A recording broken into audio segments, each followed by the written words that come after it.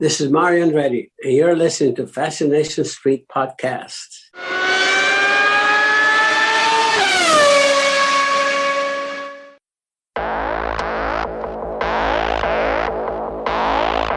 I believe that everybody has a story, and I'm fascinated to hear them. So come with me as we take a walk down Fascination Street. Welcome back, Streetwalkers. I did it again. I've got another legend for you. This man is the only driver ever to win the Indy 500, the Daytona 500, and the Formula One championship, and is one of only two drivers to have won a race in the Nascar Cup Series, Formula One, and an Indy 500. This man has had one of the longest careers in racing. He's the only person to be named United States Driver of the Year in 3 decades, the first driver to win IndyCar races in 4 different decades, and the first to win automobile races of any kind in 5 decades. That's right, Streetwalkers. This episode is with Driver of the Century, Mario Andretti. In this episode, we talk about how it is that he came to fall in love with racing and what led him to live in America after being born in Italy. We also talk about his unique relationship with Enzo Ferrari and Paul Newman. Plus, some of his personal career highlights, some of the dates and the events that are important to him. And finally, we close out the show talking about a couple of his post-career business ventures, and I make, and he accepts, a ridiculous challenge. Speaking with Mr. Andretti is one of the greatest honors that I have had as a podcaster. So if you're listening out there, Mr. Andretti, you are a legend and a gentleman. Thank you, sir. This was recorded during all the self-distancing due to the coronavirus outbreak. So if that is over by now, woohoo. If not, damn it. But either way, this is my conversation with one of the most successful drivers in all of automobile racing, Mr. Mario Andretti.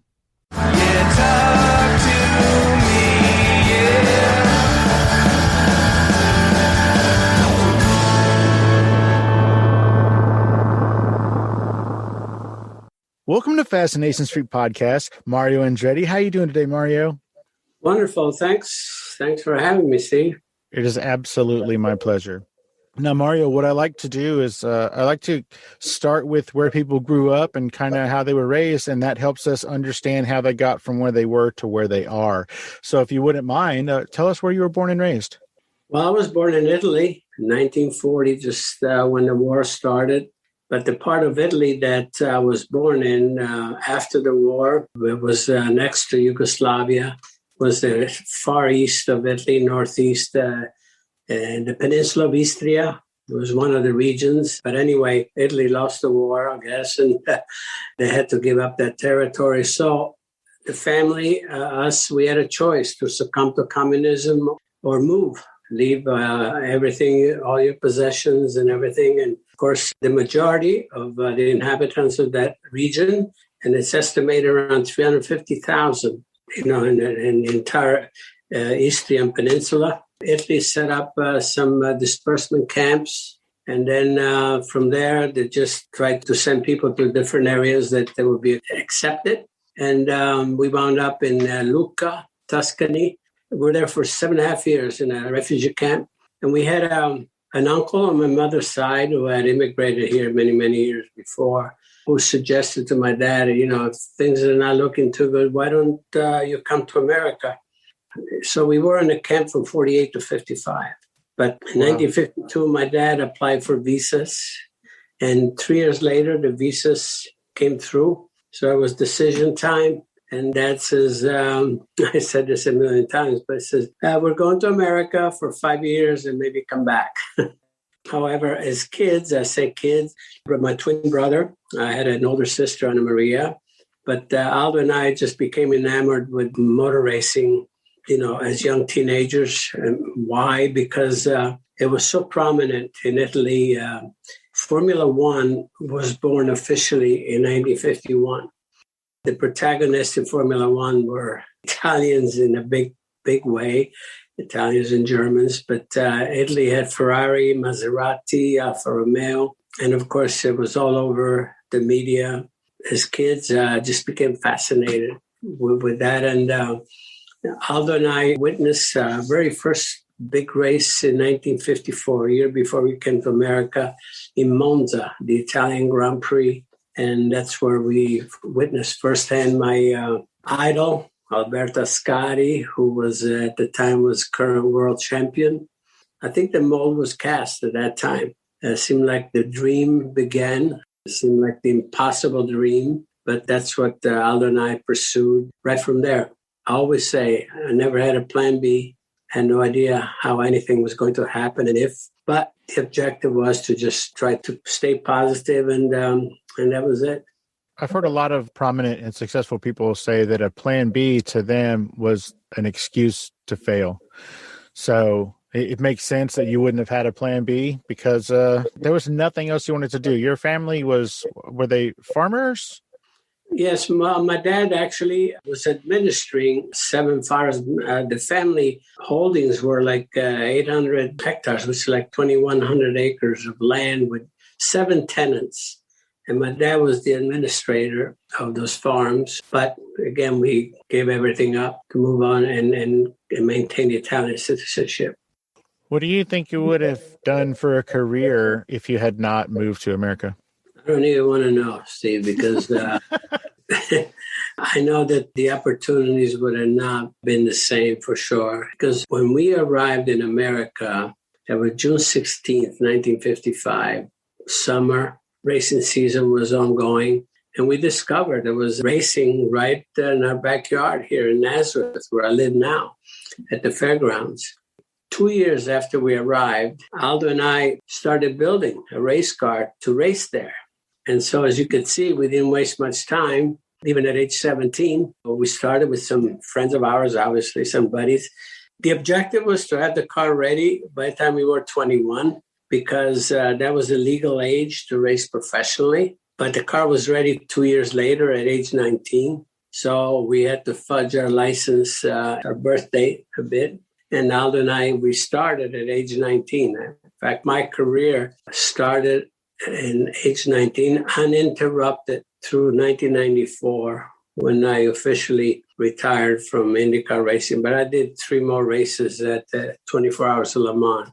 So my last race, actually, official professional race, was in 2000. So my career spanned from 1959 to 2000. Wow. And in that career, you raced every different kind of car you could get your hands on, right? And you won in every kind of different race you could get into. Tell me about your first race. I think you won your first race and Aldo won his first race, right? You got it, yeah. I always say that among the 4 buddies that we had the geek, the guy that knew everything. And he steered us in the right direction. And we bought some information from one of the factory teams in Nascar at the time, that were a very prominent team. And the setups really worked for us because, without experience, we had 1 car, 2 drivers. So it was a coin toss, and Aldo won the toss. And he competed in the first race. And he won the qualifying heat, which I couldn't believe, and the feature later on. So it was a clean house. I cannot believe that. And the following weekend, it was up to me, however, to repeat.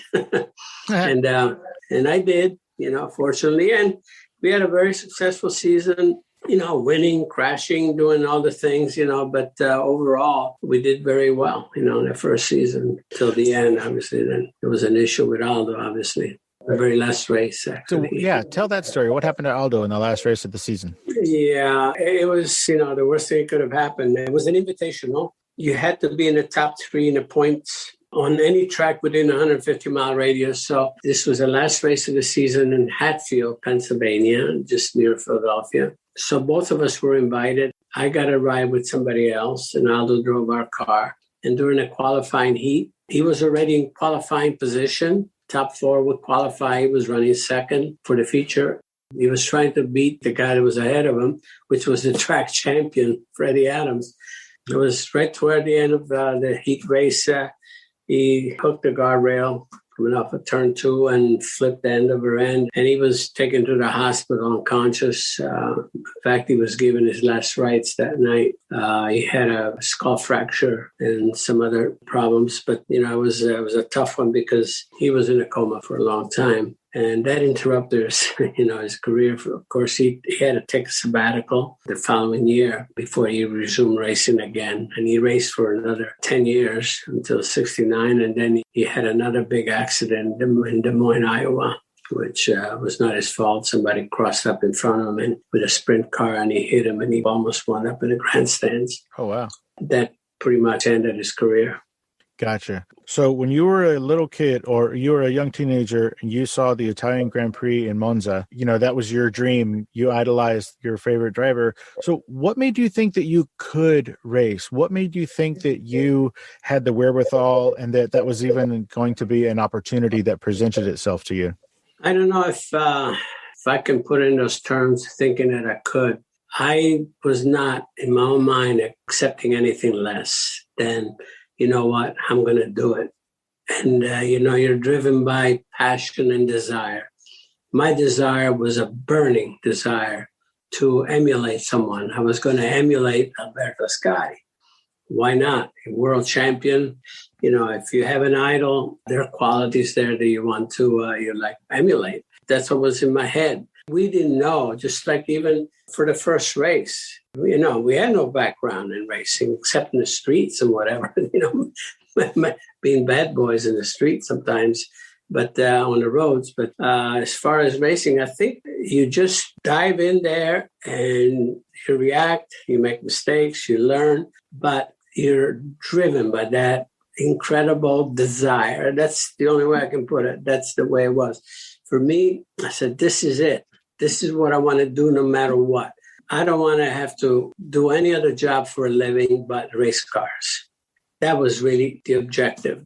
There was a mindset, I should say, that I had in my head, and that's it. And things were progressing very nicely, quite honestly, throughout my career. And there were some bumps on the road, no question. Discouragement here and there and rejection in a sense. Why? Because you were too fresh, like you say, okay, what do you think, you could drive the sprint car, you don't look like you're strong enough type of thing. I used to get a lot of that. And that used to fire me up even more.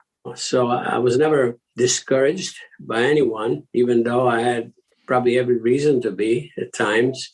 But again, I just kept pursuing. And you know what? Things started working for me. There were just moments, Steve, in my career where I felt, you know what, this really, really propelled me. I always look back, what if this wouldn't have happened? Would that have been a setback for a year, 2 years, 5 years? But I've had those moments that really were key to just leapfrog to the next level. A sport, like any sport, to get to the top level, you just got to walk before you can run type of thing. And so you start in kindergarten, then elementary school, and on and on. And as long as I was progressing, the way I always looked and what was giving me encouragement at the end of every season from when I started, I look back and saying to myself, you know what, I need to move forward. Am I ready? Yes, because I had the results, to back up that, I'm ready to move forward. And that was the encouraging part for me, just to give me the confidence, to just keep being as optimistic as I could possibly be. Now, you mentioned that it was sort of a kind of a leapfrogging career-wise, up to the top. And to you, the goal was always F1?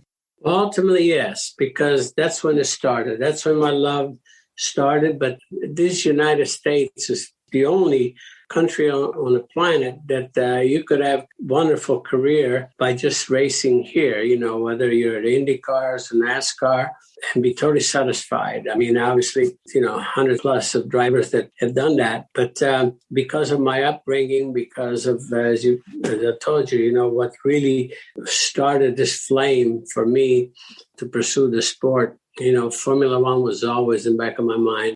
I had some opportunities to join Formula One earlier than I did, but I was doing it part-time. But since I won a race, like for Ferrari, I won my very first race in 1971, and I was offered full-time, but I couldn't do it because of the earning power in motorsports in America was unequal anywhere. So, and I was doing really well here. So I had to pay some attention to that as well, because from the standpoint of securing my family and so forth, because especially in those days, the safety aspect of our sport was not obviously what we're enjoying today. And the mortality rate was scary.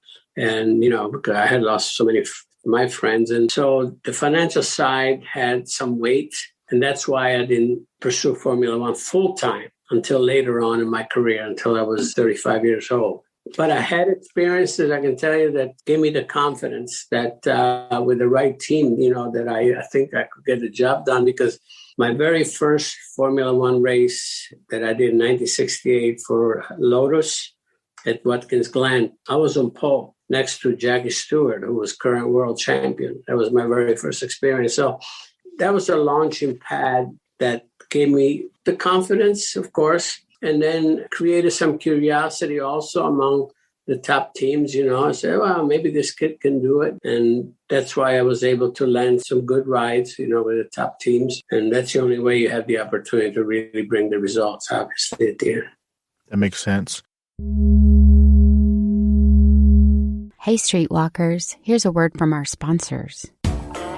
Spirits of French Lick is proud to introduce the Lee Sinclair 4-grain bottled and bond bourbon. This 4-year aged double pot distilled non-chill filtered bourbon has creamy, round, and lifting notes with caramel and vanilla, followed by apple, mint, graham cracker, and ginger, as well as cardamom. The finish is slightly French walnut, resolving the sweet, fruity, almost ground cherry and white pepper. Our spirits are available for tasting and purchase inside the French Lick Winery and Distillery. Spirits of French Lick. Respect the grain. Please enjoy responsibly. Let's get back into it. So, in your career, you have raced stock car, NASCAR, International Race of Champions, open wheel racing, sprint car racing, midget car racing, IndyCar racing, F-1, and even some NRHA drag racing, right? Well, I did a couple of those, yeah. That was just on the side. Yeah, I did a little bit of that too. Yeah, you laugh and you act like that doesn't matter, but didn't you beat the reigning champion 2 out of 3 times or something? Actually, I did, He was the national champion in that class, yeah. That is amazing.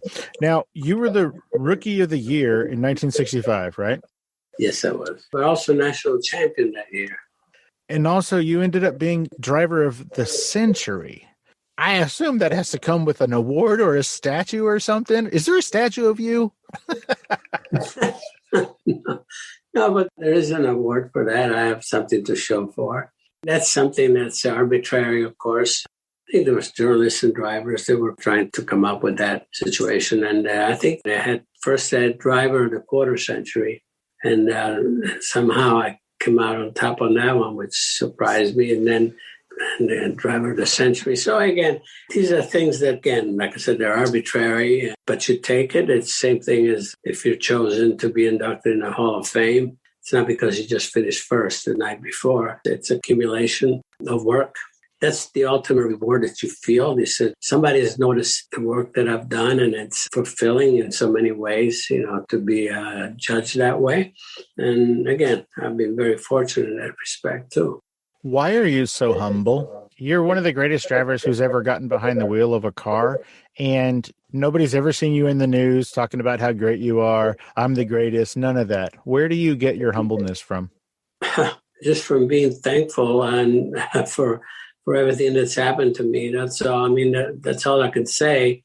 I always say, too, that I count my blessings every day because I've been spared of injury throughout my career, which obviously makes a difference if you're able to continue your work. And I take nothing for granted, Steve, because I've seen what happened to my brother, for instance, how his career was just snuffed out of just bad luck and so forth. Sometimes I even feel guilty. Why was I so fortunate, so lucky to dodge so many bullets along the way? And some of my friends, my family, my younger son, for instance, was not that lucky. So how do you explain that? I don't know. But I also know that I don't take anything for granted. So again, I'm just thankful that I've had those opportunities and be able to totally satisfied my career. I pushed the envelope as far as I could. I stayed in IndyCar, at the age of 54, which is, my son, Michael, who had a phenomenal career in IndyCar, he hit the cockpit at age 42, because that was his choice. But what I'm trying to say is, I just couldn't get enough of it. Still can't, type of thing.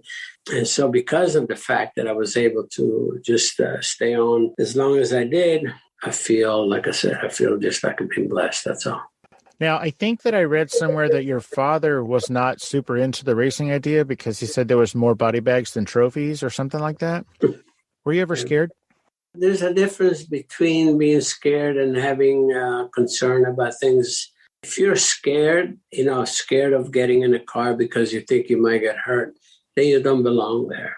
But concern and just knowing that, you could get caught up in somebody else's mistake, or also have equipment failure, which has happened to me. But then you have to accept, if you're going to keep doing it, you have to accept that. But you cannot dwell on that negative. You're scared, you don't belong there, because then you're going to be tentative, you're going to be a danger to yourself and maybe to others. I always said, I know I'm not going to make the mistake that's going to kill me. But as long as I have some control, I think I can come out of it okay. There are times when, something breaks, so you have no control. Then you just hope and pray. And I've had those, and I got away with it. Got hurt a couple times, yes, but I got away with it. You're driven by the love and desire of doing what you're doing. How do you assess that? I mean, some people would look at you and say, you're nuts, no matter what, Okay, what do you want out of life? That's what I wanted out of life. To me, it was something so worthwhile that I knew that there's a potential price to pay, and the price could be just the ultimate price, like you're not going to be here. But would I have wanted to exist in my life just settling for something else and not pursuing exactly what I wanted? No, under any circumstance. And so that's the way I look at it. That's really the way I rationalize things. Fantastic. I know that there was a specific Lotus ground effect program that impacted sort of the whole of the industry, and you were on the Lotus team when that was all happening. Can you talk a little bit about that and how you feel that affected the industry as a whole? Well, yeah, of course. I mean, the thing that actually, when I look back, I feel that I wouldn't give up the time that I was part of the sport for anything, mainly because it was so exciting, because there were so many things that we were sort of finding out, learning about aerodynamics, which was so powerful, in a race car, which means downforce, press the car to the ground so you get corner faster. And again, being part of that evolution, I think was incredibly satisfying to me. And talk about how we came up with a ground effect. I mean, it was almost by accident, but it was a progression. Picture the racing cars, very narrow, a monocoque, and they added 2 like wing-shaped pods on each side. And through testing that season, we found out that by directing the air properly on that, we were creating a negative effect underneath and created suction, downforce. And, one thing led to another, then all of a sudden you go in a wind tunnel, then you start getting some numbers properly. And then they discovered that a wind tunnel had to have a moving road, which was unknown at the time. So there was one thing after another, but we were making so much progress, the sport was from year to year. And I just loved the idea that I was part of some of this. It was a big, big breakthrough. I mean, today, ground effects are the way to go aerodynamically because there's no drag penalty. The airflow is free. So you get the downforce without drag penalty. If you have wings on the car, the more angle you put on the wing, the more penalty you have as far as pushing through the air. But anyway, sports cars, Formula One, any type of performance car, even some road cars have ground effects for stability. And to be part of that for the very beginning, to me, was something that when I look back, it's really fascinating to say the least. And it paid off for us, and in effect, even the World Championship and so forth, that we accomplished from that. The cars added later, second year. But at the same time, I think we put it to good use. I think maybe a lot of people don't know that a ton of the innovations that come on regular, everyday, like my car and your everyday car, come from the racing industry. For instance, you were just talking about ground effects, and those are, all over cars now, all cars. And there's even a form of ground effects on semi-trailers, those big rigs, 18-wheelers. They have those sort of ground effect skirts that go to sort of push the wind away. And that's for fuel economy, but it's still basically the same kind of an innovative idea that stemmed from racing. Besides disc brakes and ground effects, what are some of the other innovations that have started out in the racing industry but have benefited the entire auto industry? Well, one that comes to mind is turbocharging the engines back in the 60s. And, the supercharging has been one, of course, but turbocharging is something that type of design started in aircraft, piston aircraft. But it was one of our chief mechanics, Herb Porter in IndyCar, started that. And then from there, manufacturers put that in passenger cars. Up to that point, they did not have any turbocharging passenger cars, as far as I know. And the other part that to me was fascinating was the developing of the tires, the performance that we were gaining by, developing the race tires as we know it. I was right there at the infancy of that type of testing that was going on because there was this big tire war between the two giants, Firestone and Goodyear, back in the 60s. And, the tires, in the race car went from like 5 or 6 inches, in width to, obviously to 16, 18 inches. But that's not just that, but it's just the evolution of the tire performance was just amazing. Because let's face it, the tire is the most important part of any vehicle. It's the only part that really has a contact with the road. And that part, for me, was incredibly useful in so many ways as a driver. But also, Firestone was developing, like from one year to the next, we didn't have to have a new car, new design. The tires themselves were increasing in performance enough that all of a sudden you could not even get that much performance out of a new car. And that was amazing from year to year. Same model car on the same track from one year to the next, all of a sudden we're jumping incredible, breaking all records only from the performance of the tires. So, that was really fun to be part of. So again, I lived and worked through an era which was totally fascinating because of finding all of these, attributes to performance in so many areas. Tire dynamics, engine dynamics, aerodynamics, chassis dynamics. We went to tube construction, to aluminum tubs, to carbon fiber, to what we're having today, and actually from fiberglass to carbon fiber, I would say. So all of it, and be able to survive and enjoy through all of these elements and through the decades, to me, was just really, really interesting. Still is. Yeah, it's very fascinating. So all of those hours that you spent on the Firestone track testing tires and in the cockpit, how much do you think that helped you further your career as far as your experience and knowing how to handle a car? Because a lot of people didn't have the opportunity to, have that contract with a tire company. And so you spent probably hundreds, if not thousands of hours testing those. How do you think that helped you in your ability to drive your vehicles? Oh, huge. I thank Firestone every day for that opportunity that I had because it was the beginning of my career at the top level. And for me, it was just to be able to put so many miles under my belt, through the testing and be able to develop feel for not only the tires, but also chassis and so forth. It was golden. It was just totally golden. Like I said, I thank Firestone every day, for that opportunity. And because just knowing the quality, knowing how to use the tires the best way possible, give me some advantages sometimes, Let me give you, for instance, in 69, when I won the 500, somehow it was the right rear tire just would not come off. And it would have eventually, but I was up there in the top 3, the whole race. And during the stop, I didn't want to waste time, where all of a sudden I would be relegated to last. So I kept going. I stayed on the same tires until the end, which normally if I didn't have that experience, I probably would have said, you know what, you better just devote whatever time it takes to take that wheel off and put a new tire on. But because of my experience that I with Firestone, I knew just how I was constructed. And I just trusted myself, and that's it. And it worked.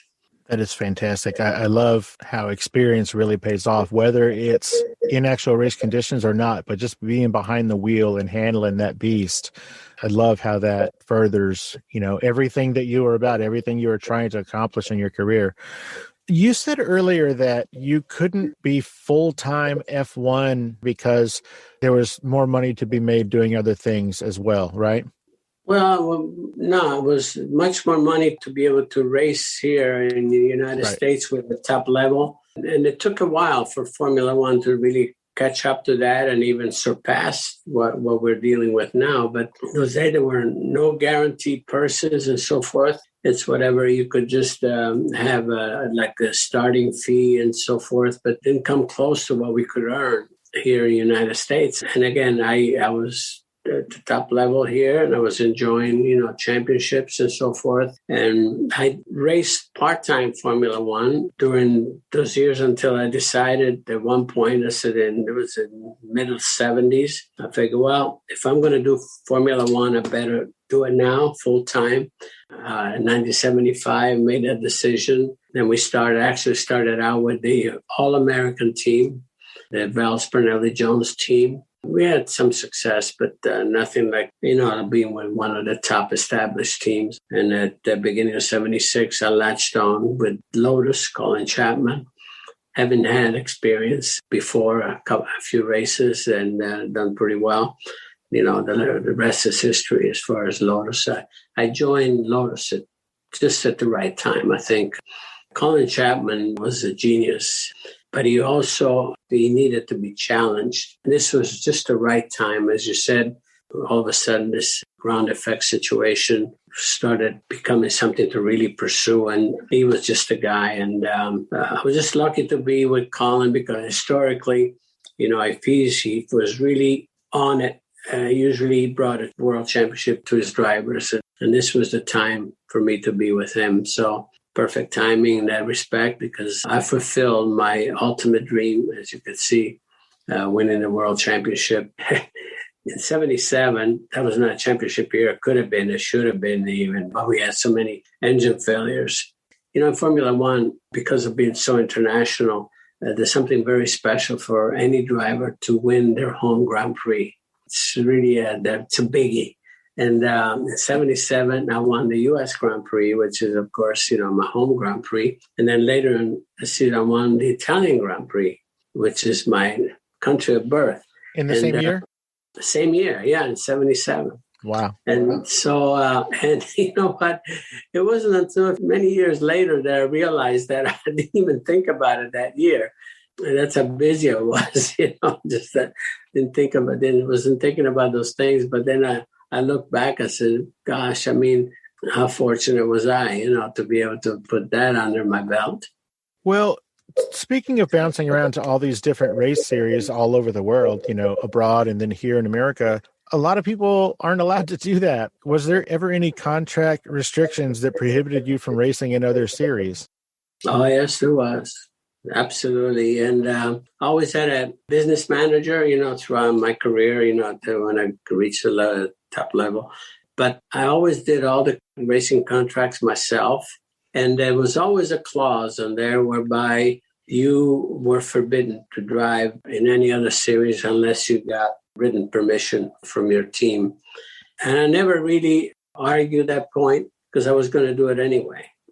You hear that today. The only thing that I was going to be, and I always was very careful about, is not to have a conflict of interest with sponsors, which that can be an issue.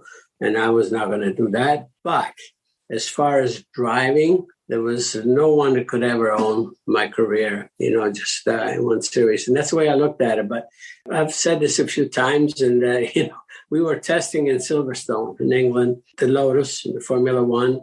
And that year, I was driving for Roger Penske in the United States, and in between, because of conflicts, you couldn't do all the races here in IndyCar.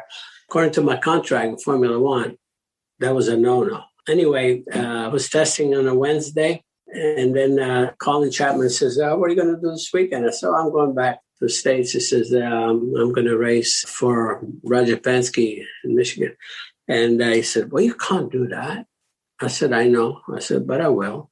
So I wasn't going to argue that, and I did that throughout my career. I mean, I was contracted here, and then I didn't ask for any permission to race over there. And whenever they said, oh, you can't do that, I said, I know, but I will. So I didn't argue that point. I was just going to do it. And I never got fired through it, which is fine, but maybe I was in a position of strength at the time with the team. But again, it's a hot potato nowadays. Too many drivers ask, oh, why don't you do, oh, well, my contract. And say, well, I guarantee you that if you really want to do it, you could do it. But then a lot of it does depend, what your situation was with the present team. There are some factors involved there, but from my standpoint, I didn't think that anyone could own my destiny in my profession. So I didn't even argue with that point.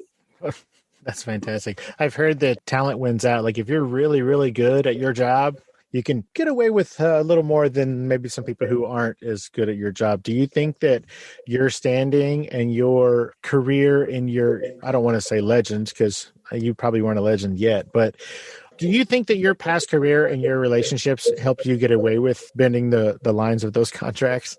Yeah, I sort of got away with it. I mean, they were not happy, but at the same time, the only choice was for them to fire me. But at the same time, I was doing their job. With them, my point was, even calling, I said, you know what? You have nothing for me to do until next week. So what I'm doing in between, I said, is actually none of your business.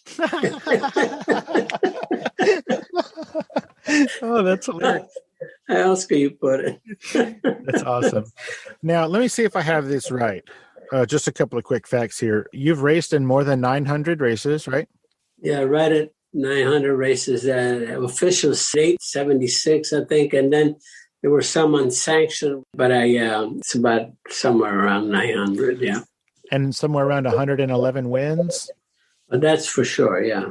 That's amazing. And this is one of my favorite facts about you. Your son, Michael, hugely successful racing career as well. The two of you started in the front row, first and second, 10 times, right? 10 times, yeah. 10 times. You guys were on the podium together 15 times, and you placed first and second 5 times. 5 times, yeah. How does that make you feel as a father? You have no idea, how rewarding, all of these events were, these moments as a family. We owe so much to the sport because we paid our dues in some ways, as I said, with my brother, my younger son, and so forth. Not having so fortunate, but also we were very, very fortunate along the way, and the sport has given us so much. As a family, as you said, the amount of times at the top level in IndyCars, this was the record, Michael and I, but also in 1991, in the IndyCar race in Milwaukee, Michael was first, my nephew John was second, I was third. So it was all Andretti podium in that. Also, for 2 years in a row, in 91 and 92, 4 of us Andrettis qualified for the Indy 500. As a family, that never happened before, or since. And there's another one that was really that stands out for us. In 1986, the Pocono 500, there was a supporting event, and my younger son, Jeff, was driving that supporting event. He was on pole for that, and he won that event. And Michael was on pole for the 500, and I won the 500, Pocono 500. So between the three of us, we just cleaned house that weekend there. That's amazing. Again, yeah, when you look back, goodness, could we ever expect or want anything more? So, yes, we had our great moments for sure. And from a family standpoint, and there's so much pride that goes into it, so much joy too for all of us. So, yeah, we've had our moments for sure. Well, you brought up 1986. Let's talk about Father's Day 1986. Yeah.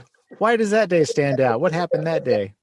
Well, what stands out on that day is that Michael actually was going away. I mean, he was pretty far ahead of me. And no way I could have caught him.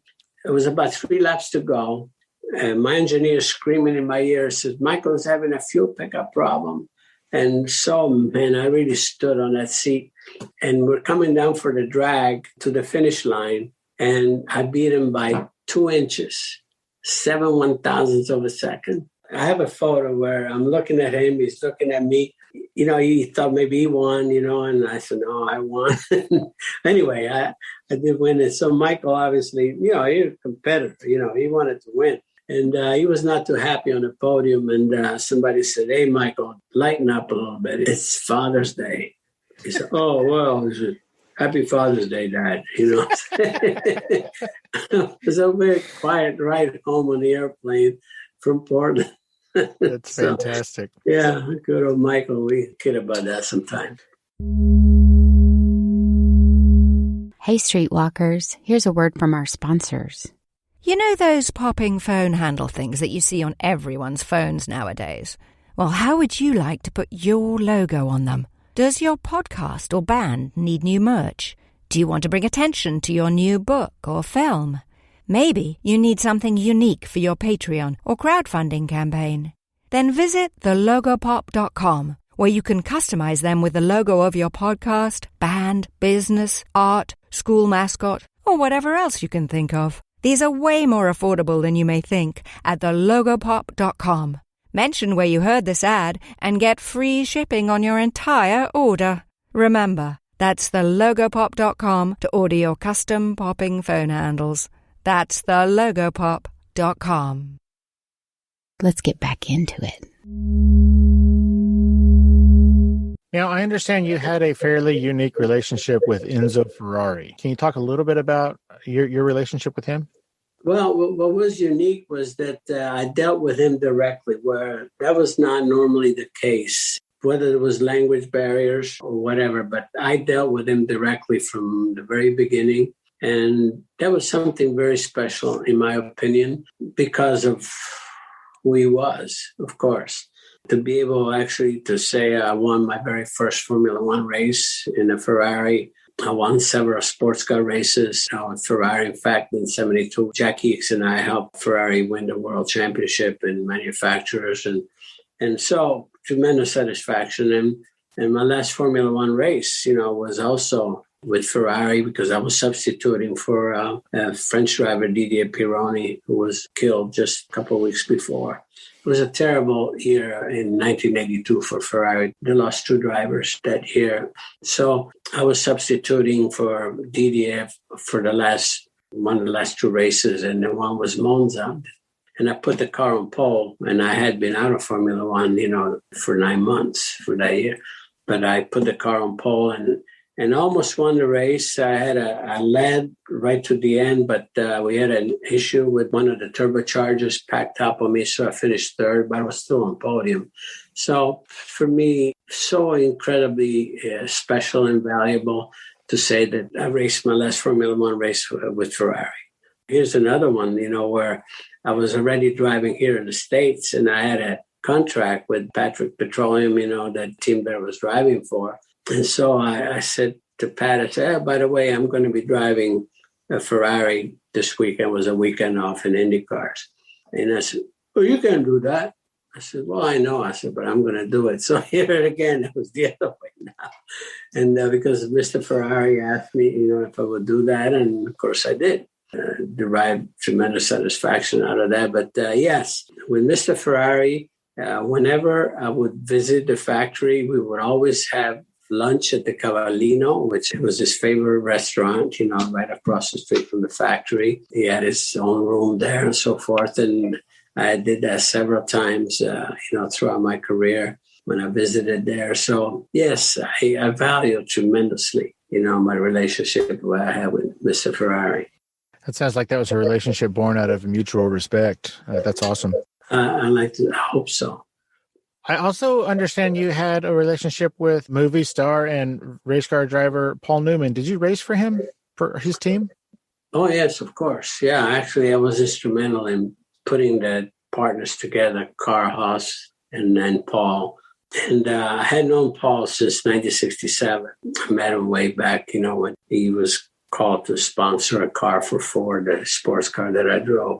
And we stayed in contact throughout the years. And he had invited me to drive. He also not only drove, but he also owned the Can-Am team. He invited me to drive for him, and I couldn't do it at the time. And so it seemed like when I came out of Formula One, I wanted to see if I could be with a team where I had some influence, in the setup of the team, the composition of engineers and so forth.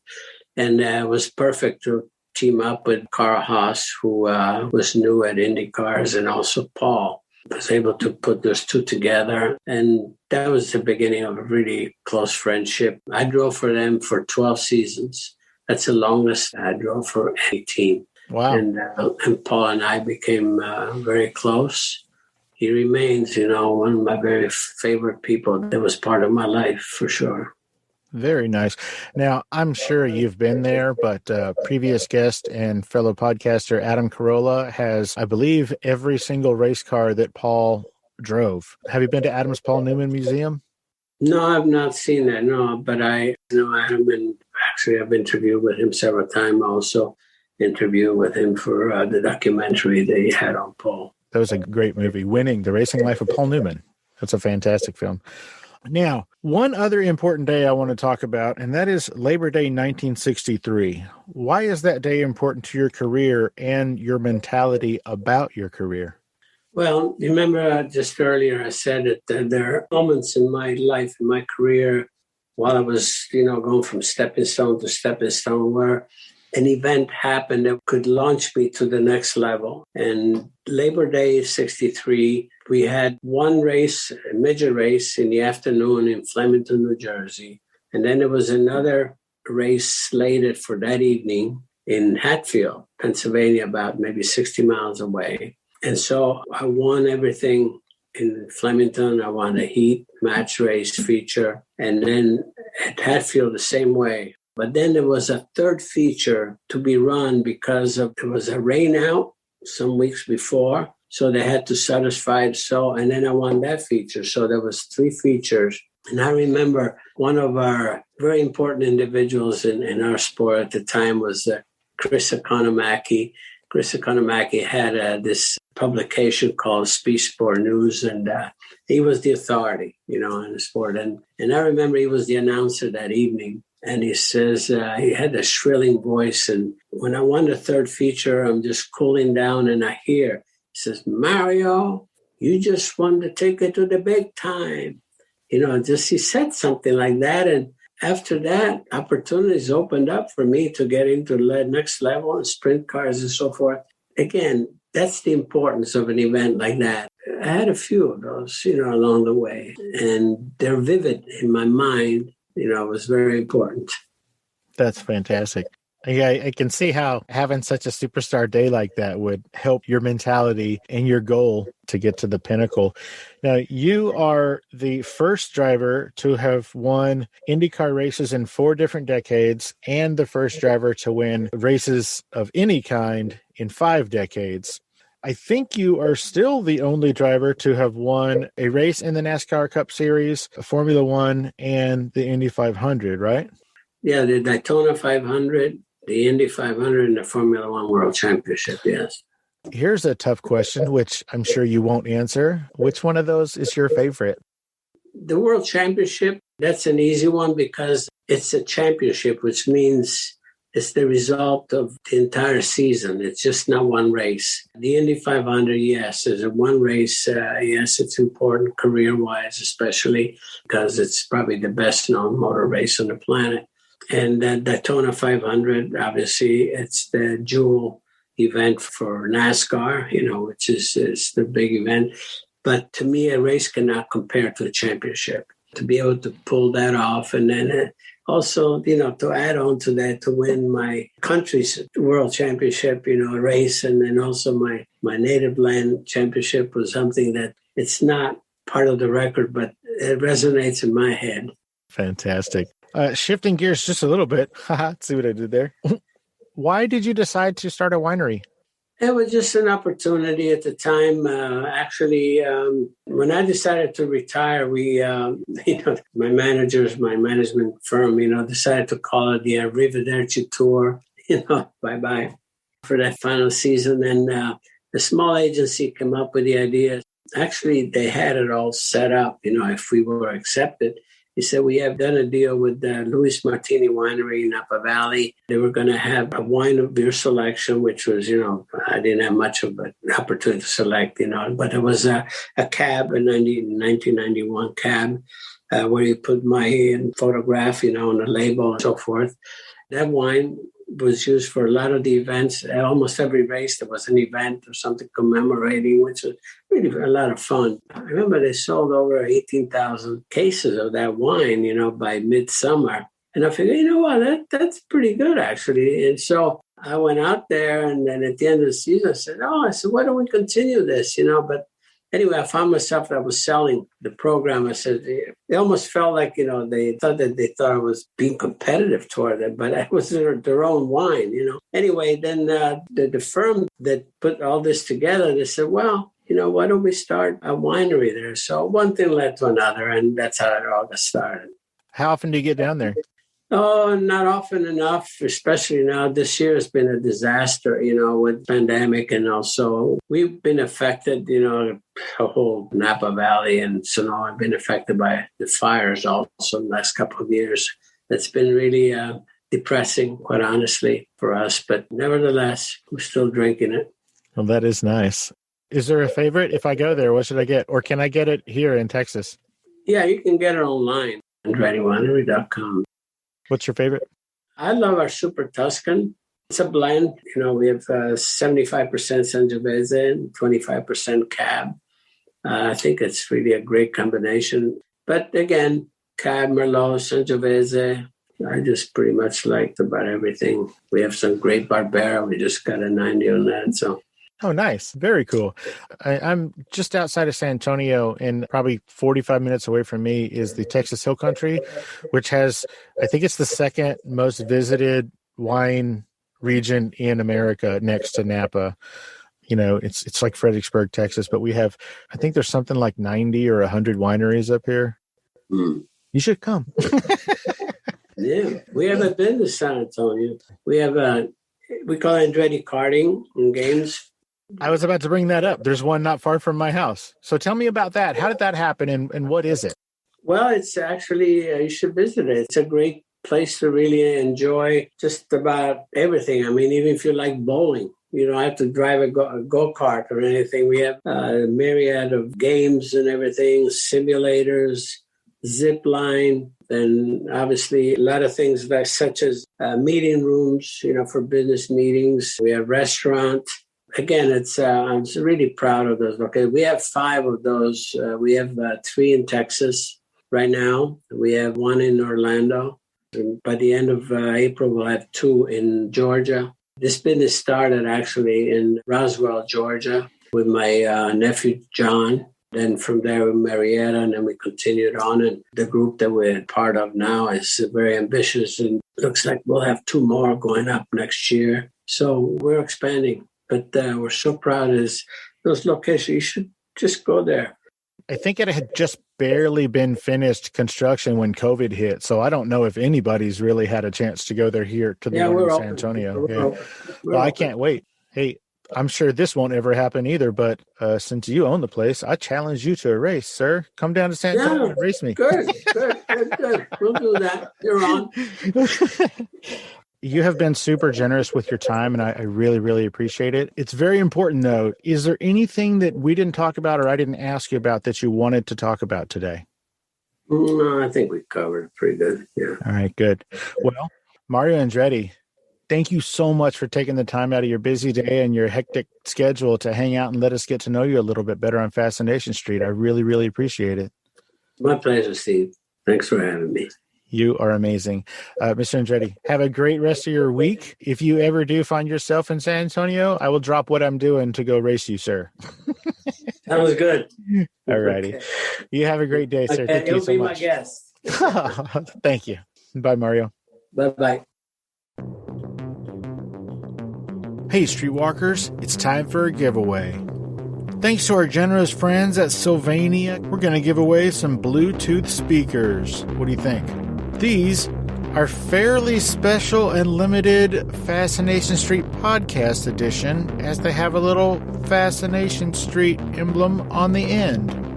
This oblong Bluetooth speaker is about 8 inches tall and about 3 inches in diameter, and is IPX4 waterproof.